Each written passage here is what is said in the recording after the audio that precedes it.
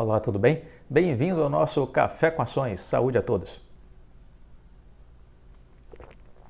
Nosso programa procura fazer um giro de notícias e informações sobre o mundo empresarial, bolsa de valores, economia, mundo dos investimentos. Importante usar o tempo com inteligência, não perder tempo. O tempo não volta. Então use o tempo de forma produtiva. Concentre-se na busca de informações, conteúdos que podem fazer diferença na sua estratégia, na sua leitura de estratégia para os seus investimentos. É isso que eu faço e é isso que eu recomendo que você faça. Estamos essa semana agora repercutindo muito a questão do 5G, porque eu entendo que vamos dizer assim, é um dos principais temas que a gente viu aí surgir a partir do relatório do Tribunal de Contas da União, da área técnica, que veio a público esses últimos dias, né? Então vamos continuar repercutindo ele. Chama atenção uma manifestação do Ministério das Comunicações dizendo que fez um levantamento e que o 5G sem a Huawei custaria 77 bilhões de reais às empresas de telecomunicações. E ao Brasil, 130 bilhões de reais. Sem a presença da Huawei, era isso que, se fosse restrita a participação da Huawei no Brasil, era esse que seria o custo. Então veja que havia uma discussão aí meio ideologizada sobre os chineses e tudo mais. E a Huawei ela já tem equipamentos já há muitos anos nas redes das empresas, né, de telecom, e isso geraria um prejuízo muito grande, né? Houve uma troca de informações entre a área técnica do Tribunal de Contas da União e o Ministério das Comunicações, e onde foi destacado este assunto, né? Segundo o parecer da Secretaria de Infraestrutura do Ministério, o Ministério diversas vezes ele acabou explicando os motivos por trás da opção de construir uma rede privativa. E a inclusão dessa rede entre os compromissos do leilão, que é aquele jabuti em árvore, né, que é algo que não deveria estar no leilão, que deveria ser retirado e foi posto, e aí se justificou que isso era em função da necessidade de proteção dos dados do governo federal, mas não tem nada a ver com o leilão do 5G. Então, o Ministério alegou ao TCU que a possibilidade de um banimento de uma empresa, que hoje o mundo, né, você tem 3 grandes fabricantes de equipamentos, de infraestrutura, vamos dizer assim, para viabilizar o 5G. Você tem a Ericsson, você tem a Nokia e você tem a Huawei, que é chinesa. Então, se você fosse impedir um desses 3 fabricantes, no caso a Huawei, de participar da implantação do 5G, isso geraria um custo de pelo menos 77,85 bilhões de reais para as empresas de telecom. E, além disso, esse foi um valor estimado, né, a partir de uma pesquisa da consultoria Telecom Advisor e outra pesquisa feita pela GSMA. A primeira apontou um custo de implantação total do 5G em área urbana no Brasil de 48 bilhões de dólares. A segunda diz que as restrições na Europa aumentaram os custos de implantação de 8% a 29%.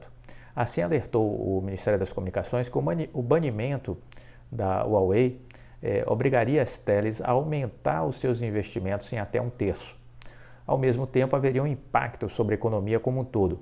O estudo da Telecom Advisor calcula que o uso do 5G acrescentará 104 bilhões de dólares ao PIB brasileiro, pouco mais de meio trilhão de reais, né? Sem um fornecedor, no entanto, haveria um encolhimento de 29% desse montante, ou seja, alegou que o Ministério das Comunicações que o PIB deixaria de engordar algo em torno de 130 bilhões por conta de tal medida.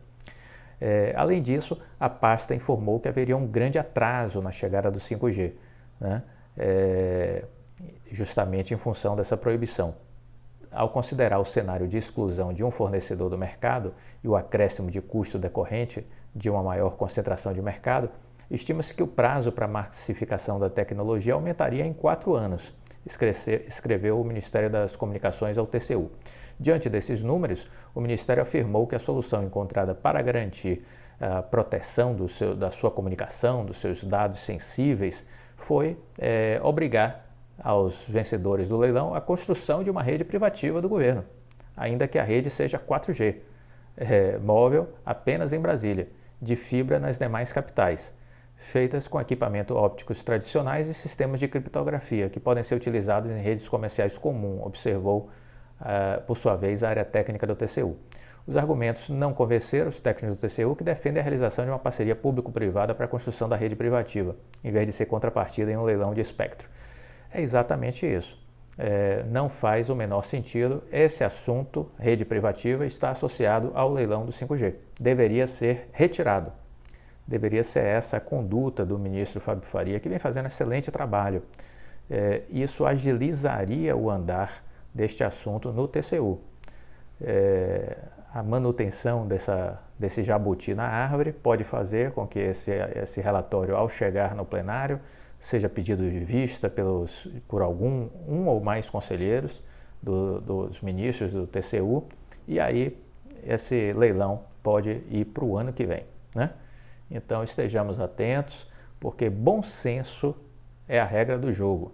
Ou você tem bom senso ou não tem, e a falta de bom senso gera prejuízos, não para você, às vezes, gera prejuízo para outras pessoas, porque a falta de bom senso, nesse caso, pode repercutir no atraso do leilão do 5G, que vai prejudicar empresas, vai prejudicar as pessoas também, que poderiam já estar tendo acesso a essa tecnologia e melhorando a sua experiência digital, né?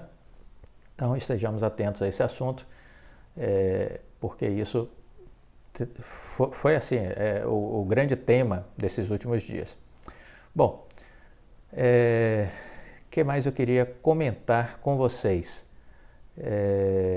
Eu queria destacar que nos Estados Unidos foi aprovado essa semana o plano de infraestrutura do governo Joe Biden no Senado. Isso significa uma movimentação de 6,24 trilhões de reais na economia americana. 6,24 trilhões de reais é o que isso vai movimentar na economia americana, são 1,2 trilhão de dólares, né? É uma vitória democrata e tiveram 69 votos a favor, 30 contra, e agora o texto segue para a Câmara dos Deputados. É um pacote histórico, como foi descrito pela Casa Branca, exigia apenas uma maioria simples para ser aprovado, mas recebeu um apoio incomum, inclusive de vários senadores republicanos. Isso é de chamar a atenção, porque há sempre uma divisão muito grande, né? Os partidos lá nos Estados Unidos são 2, aqui é uma festa, são mais de 30, né, no Brasil, o que já mostra que a nossa política não funciona por isso, né? Essa tal de política de coalizão em função dessa quantidade gigantesca de partidos. Não existe um programa, não existe uma riqueza de debates, e aí tem essa sopa aí de partidos, que isso inviabiliza uma boa gestão do nosso governo, né? Deveríamos reduzir no máximo para 6, 7 partidos políticos, mas temos mais de 30. Os Estados Unidos são 2. E aí geralmente um não vota com o outro, mas curiosamente nesse projeto que foi de infraestrutura do governo Biden, houve uma grande adesão dos senadores do Partido Republicano. Chamou bastante a atenção dos analistas, tanto do mercado financeiro como do mundo político também, essa vitória do governo Biden, né? O próprio presidente se manifestou dizendo: boas notícias, pessoal, o acordo bipartidário de infraestrutura foi oficialmente aprovado pelo Senado. Espero que o Congresso o envie para a minha mesa o mais rápido possível para que possamos continuar nosso trabalho de reconstrução. Muito interessante isso, sem dúvida nenhuma. O projeto prevê cerca de 550 bilhões de dólares em novos gastos e investimentos aí na área de infraestrutura, né, de pontes, estradas, ferrovias, rede elétrica, banda larga, muita fibra ótica, entendeu? Os americanos vão estar investindo. e outras obras públicas serão realizadas ao longo dos próximos anos no país. Aí fazer só um recorte, porque muita gente às vezes chega no canal No Viver de Renda e fala, e o Elon Musk tem um projeto de satélite, está aí o governo americano investindo em fibra ótica, né? Ou seja, esqueça o projeto do Elon Musk de satélite, entendeu? A realidade é a fibra. Muita gente fica com os factoides, amedrontados com fantasmas, criando fantasmas na sua cabeça, né? Eu já fiz vídeos no Viver de Renda falando sobre o projeto do Elon Musk, então busca lá os vídeos para você entender. Mas você veja, o governo americano investindo fortemente em fibra ótica. Esse pacote de infraestrutura, desses 550 bilhões em novos gastos, uma parte aí significativa para expansão de fibra ótica nos Estados Unidos, né? Então a fibra é o futuro, a fibra é a necessidade já do presente, né? Ela é o futuro e é uma necessidade do presente e é preciso acelerar na expansão de fibra ótica se a gente quer conectividade de qualidade. É um outro mundo de conexão e de experiência digital, né? Então, durante o final de semana, os senadores propuseram emendas, deram sinal verde para a tramitação que o pacote avançasse, o que culminou com a votação realizada no plenário.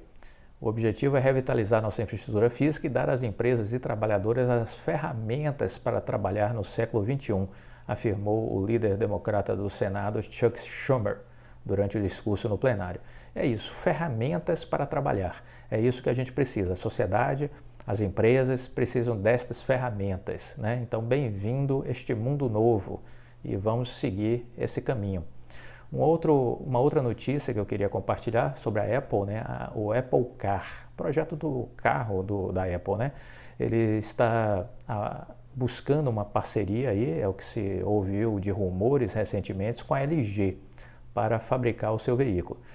Segundo o jornal DigiTimes de Taiwan, uma equipe de funcionários da Apple, que faz parte do projeto Apple Car, teria visitado a Coreia do Sul em uma viagem de negócios secreta para se reunir com empresas locais, como o LG, o SK Group, entre outras. O e-mail ainda diz que as reuniões foram parte de um esforço da marca para encontrar parceiros e fornecedores para o Apple Car. No momento, busca empresas que ajudem a lançar o seu veículo elétrico.